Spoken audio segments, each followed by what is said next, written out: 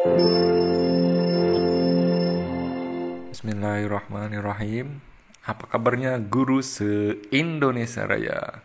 Mudah-mudahan semuanya dalam keadaan sehat walafiat dan tetap semangat. Perkenalkan, nama saya Denny Kurniawan, mengajar di SDN Leuwi Kidang, tepatnya di Kota Tasikmalaya.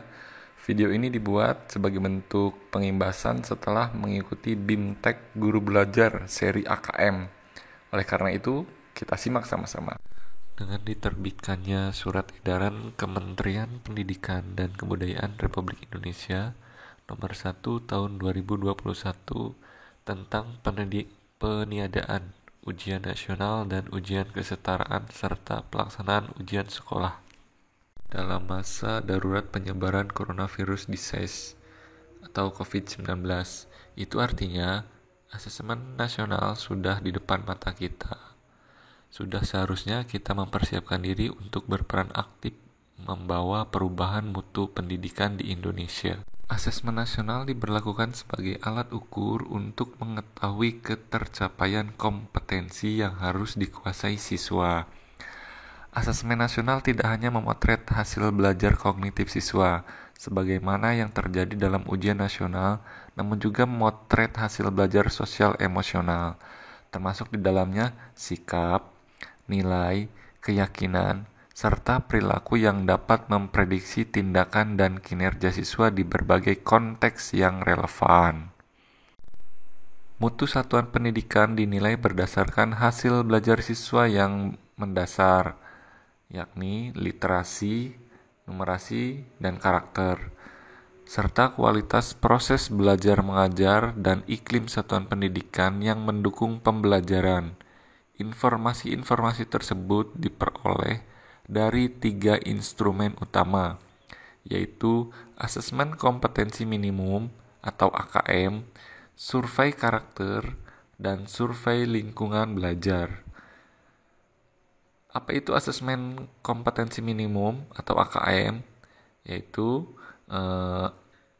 instrumen yang mengukur kompetensi mendasar literasi, membaca, dan numerasi siswa. Kemudian, survei karakter yaitu mengukur sikap, nilai, keyakinan, dan kebiasaan yang mencerminkan karakter siswa. Survei lingkungan belajar yaitu mengukur kualitas berbagai aspek input dan proses belajar mengajar di kelas maupun di tingkat sekolah. Adapun beberapa perbedaan antara asesmen nasional dan ujian nasional. Yang pertama, dari segi jenjang, asesmen nasional diberlakukan untuk semua jenjang pendidikan dasar, pendidikan menengah pertama, dan pendidikan menengah atas. Ini termasuk MI, MTS, dan MAN, serta program kesetaraan. Sementara UN pada sekolah dasar tidak diwajibkan, tetapi lebih mengarah pada ujian sekolah berstandar nasional. Kemudian yang kedua, level siswa. Untuk asesmen nasional tidak diselenggarakan pada akhir jenjang, sebagaimana ujian nasional, melainkan di tengah jenjang pendidikan, yaitu pada kelas 5 pada sekolah dasar, kelas 8 pada sekolah menengah pertama, kemudian kelas 11 pada jenjang menengah atas. Hal ini dilakukan untuk mendorong guru dan sekolah melakukan tindak lanjut perbaikan mutu pembelajaran setelah mendapatkan hasil laporan asesmen nasional. Jadi bukan sekedar untuk mengetahui capaian hasil belajar siswa sebagai salah satu syarat kelulusan. Selanjutnya, dari subjek siswa, pada pelaksanaannya asesmen nasional menggunakan metode survei. Metode survei dilakukan dengan mengambil sampel siswa diambil secara acak dari setiap sekolah. Berbanding terbalik dengan ujian nasional yang menggunakan metode sensus di mana semua siswa di seluruh Indonesia wajib mengikutinya. Kemudian nomor yang keempat adalah model soal.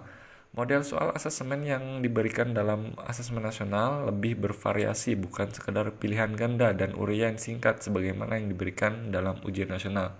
Dalam asesmen nasional bisa berupa pilihan ganda lebih dari satu, terus menjodohkan, ada juga isian singkat dan uraian. Literasi membaca dan menulis tidaklah hanya sekedar menulis dan membaca saja, tetapi mencakup kemampuan yang lebih dari sekedar mampu mengeja kalimat dan menuliskannya.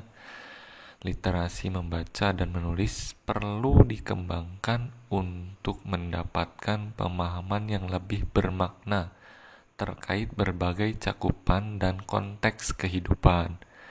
Di sekolah, kompetensi literasi diharapkan agar siswa dapat menggunakannya dalam berbagai mata pelajaran. Secara umum, kompetensi numerasi ditandai dengan kemampuan seseorang untuk bernalar, mengambil keputusan yang tepat, dan memecahkan masalah. Kemampuan ini dalam penerapannya terkait dengan mata pelajaran lain yang siswa pelajari. Tahap pelaporan hasil asesmen sesuai dengan tujuannya. Asesmen kompetensi minimum dirancang untuk memberikan informasi mengenai terkait kompetensi dasar siswa berupa kompetensi literasi membaca dan numerasi. Dari laporan hasil asesmen kompetensi tersebut, satuan pendidikan dapat melihat tingkat penguasaan kompetensi siswanya. Penguasaan kompetensi literasi membaca dan numerasi siswa dikategorikan dalam 4 tingkatan, yaitu dari tingkat yang paling rendah perlu intervensi khusus, kemudian lanjut ke tingkat dasar, kemudian tingkatan cakap, dan tingkatan mahir. Agar lebih memahami dan mendalami tentang asesmen nasional, ada bagusnya kita mengikuti BIMTEK Guru Belajar seri AKM yang diselenggarakan oleh Kemdikbud. Kegiatan BIMTEK ini secara daring bisa menggunakan laptop, komputer, ataupun smartphone yang terkoneksi internet. Adapun alamat untuk mengakses BIMTEK tersebut adalah sim-gurubelajar.simpkb.id. Silahkan bagi Bapak Ibu guru yang belum mengikuti BIMTEK tersebut bisa mengakses alamat tersebut. Kegiatan BIMTEK ini juga ada tutorial untuk membuat soal, ada panduan untuk membuat soal tentang contoh-contoh soal AKM. Panduannya juga bisa diakses melalui alamat pusmenjar.kemdikbud.go.id. Silakan bagi Bapak Ibu yang masih kebingungan untuk mencari contoh-contoh soal, ada di alamat tersebut. Agar memperluas wawasan dan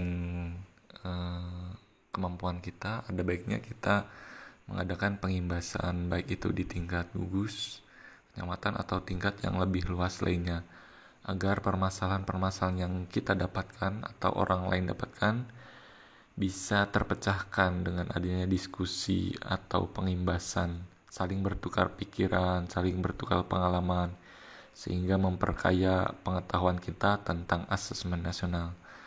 Demikian yang bisa saya sampaikan. Sampai jumpa di lain waktu. Terima kasih.